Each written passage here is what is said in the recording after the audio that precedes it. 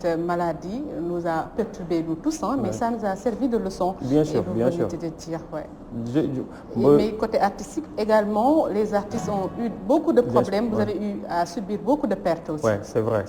On a été vraiment impacté, quoi. Ouais. Imagine, depuis le 14 mars, j'ai pas eu d'entrée d'argent. 14 mars. On a arrêté les trucs le 15. Moi, le 14, j'ai joué, je crois.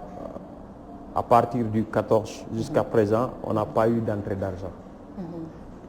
Pour quelqu'un qui a des charges, qui a des locations à payer, qui a une famille à nourrir, qui a voilà, plein de choses, des gens qui dépendent de... Tu sais, un artiste, surtout un leader qui vit quelque part dans un quartier, c'est un soutien non seulement pour sa famille, mais c'est un espoir pour beaucoup de gens. Il y a beaucoup de gens qui viennent solliciter son aide.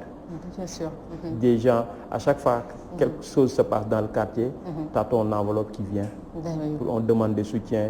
Il y a des gens, des personnes démunies qui viennent demander des appuis.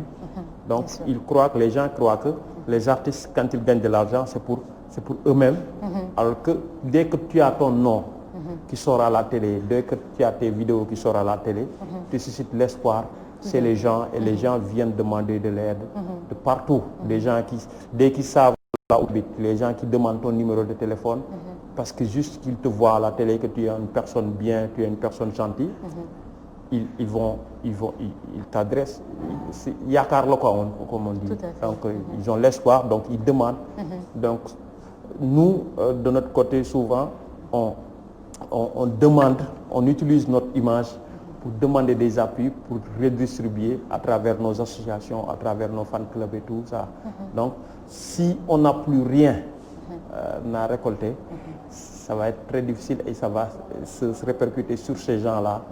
C'est la famille, les gens qu'on aidait de gauche à droite aussi, ça va se répercuter sur eux. Mais donc c'est très dur. La prime annoncée par votre ministre de tutelle va vous servir quelque chose. La prime là, on applaudit, hein. On applaudit vraiment. Vous n'avez pas encore reçu? Non, pas encore. Les gens, ils sont en train de travailler là-dessus. Il y a des commissions qui sont en train de travailler là-dessus. Mais ça va créer beaucoup de problèmes.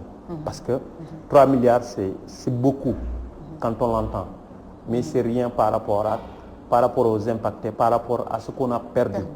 C'est-à-dire, chacun, si tu vois, chaque artiste, chaque leader, par exemple, ce qu'il a perdu durant ces 3 mois-là, si on répartit les 3 millions, il faut voir combien d'artistes il y a au Sénégal. Il y a beaucoup d'artistes. Si vous entendez les chiffres, vous allez halluciner. Vous n'allez même pas imaginer qu'il y avait autant d'artistes au Sénégal. Donc, voilà, donc ça va poser beaucoup de problèmes. Il n'y a pas seulement les artistes musiciens, il y a les comédiens, il y a les... Voilà, il y a beaucoup de branches. Voilà, il y a beaucoup de branches. Donc ça va causer beaucoup de problèmes. Si le président pouvait augmenter cette somme-là, vraiment ça allait aider encore. De votre côté, vous avez perdu des millions, je pense. Bien sûr, tout le monde a perdu des millions. C'est-à-dire il y a des artistes qui jouaient chaque semaine, quoi. C'est-à-dire il y a des gens qui jouaient chaque week-end. Ils te jouent vendredi, au minimum ils jouent vendredi, samedi. Chaque week-end ils jouent vendredi, samedi. Au plus, sans compter les dîners de gala, les cocktails que tu jouais, qui te faisaient... En fait, ce qu'on jouait dans les clubs, c'était pas énorme, c'est juste pour gérer quelques détails. Mais en général, c'est les galas, les cocktails, les trucs qui payaient bien. Et si on perd tout, c'est compliqué, quoi. Et durant ce temps-là, on est là, sans rien faire, si tu n'as pas d'autres activités. Voilà, donc c'est compliqué. Parfois, heureusement qu'il y a parfois des mécènes, des gens qui aiment la musique, qui aiment la culture, qui aiment les artistes, qui les appellent en cachette et qui leur aident parce qu'ils savent. Ils sont dans le besoin. Voilà. Sinon, si ce n'était pas ça, ça allait être beaucoup plus difficile, quoi. Et qu'on doit se dépêcher quand même à répartir les sous parce que vraiment vous ne vous tenez plus là. Parce que ça commence à être difficile, hein, et que nous on ne peut pas crier, quoi.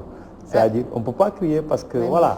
Il faut dénoncer, il faut parler. On peut pas crier parce que parce que j'ai entendu quelqu'un qui était en train de charger les artistes en disant que voilà, donc les artistes sont en train de se plaindre alors qu'il y en a beaucoup des populations qui souffrent plus que. C'est-à-dire, ça ne veut pas dire que qu'on est connu, qu'on est des stars, qu'on ne doit pas avoir des problèmes. Le malheur c'est ça, quand on est artiste, les gens disent on ne doit pas crier. Il n'a pas ce problème.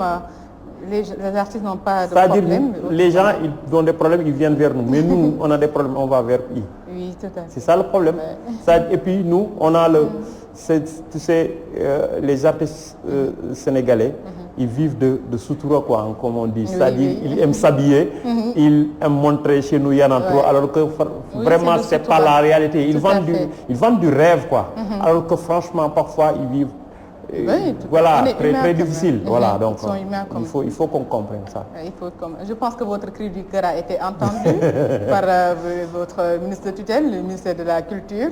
Donc il faut augmenter la somme. 3 milliards, c'est minime, c'est beaucoup quand on l'entend. C'est beaucoup, c'est une belle somme. Oui, mais si on répartit ça va être voilà, on va avoir des miettes, je te jure.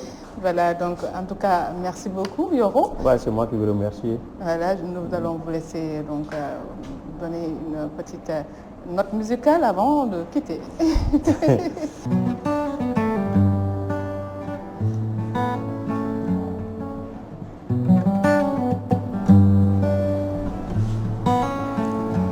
Gént naa nga bëgg ma ngir Yàlla xooluloo sama dara. Gént naa nga sëyal ma muñal ma ba sama yaay di la gërëm. maa yow lay seet ngir nga doon sama yaay doom. maa yow lay seet ngir nga doon jabar ji mën a muñ. wuyu ma Bella wuyu ma Bella yow wuyu ma. man yow laa yéene seet nag yow samay guddi ak samay bëccëg yi gën a neex. man yow laa yéene jox la sama xol may la mbëggeel wudul ma sa jeex. man yow lay seet ngir nga doon sama yaay doom. man yow lay seet ñi nga doon jabar ji mën a muñ. wuyu ma Bella wuyu ma Bella yow wuyu ma. dinaa la seet ci bépp xeet guddeeg bëccëg amul feet ngir sama xol bi noppee. su ma connecté woo internet sa profil la fay seet. wuyu ma yow Bella wuyu ma Bella yow wuyu ma.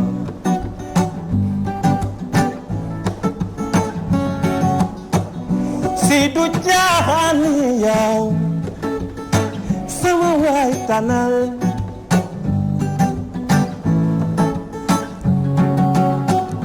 réccu dafay wees tanal.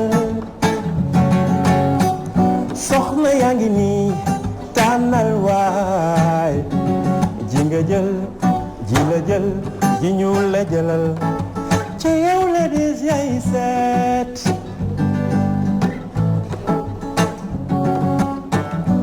all I know is my heart beat for you.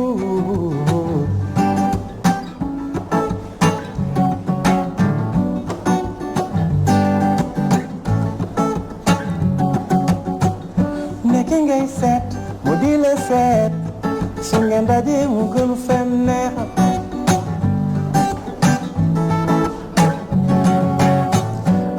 Fatou Seck leer na ma ni Jamel la yow lay seet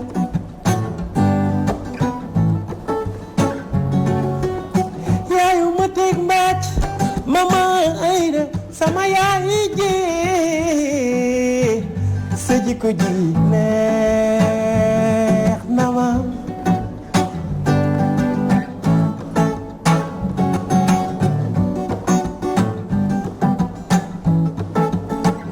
ba fu ma gis ku mel ni yow man na ma tere nelaw ba fu ma gis ku te yow dina ne ko mu rëy ci yow waaye wuyu ma Bella yow wuyu ma.